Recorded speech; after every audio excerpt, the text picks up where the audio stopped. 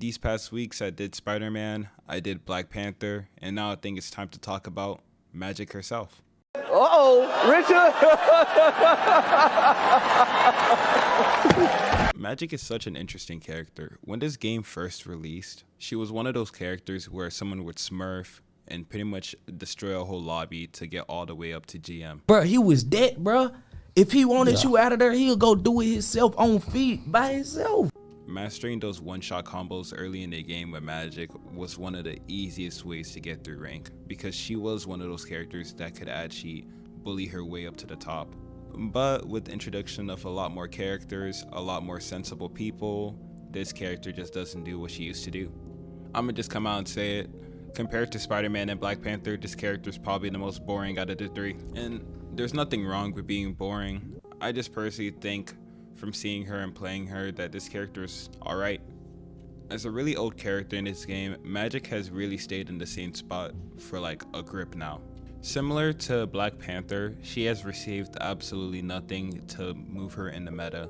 She's just kind of remained in the same spot, which I don't have a problem with necessarily, right? But there's nothing fresh about this character. Even though she hasn't been directly touched, Rivals has indirectly buffed her counters, and as they continue to give belt to ass to anyone who actually enjoys dive, this character does get slightly weaker with the introduction of certain characters, such as Emma Frost and Thing. Which realistically, if you play any dive, then you understand when Emma Frost puts her hand around your neck, you're kinda done.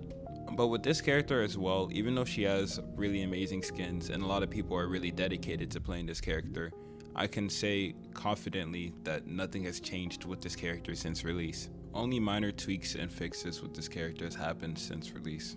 But on that topic though, even though she hasn't been touched at all, I do gotta say confidently that this character doesn't need a buff. She doesn't need a nerf either.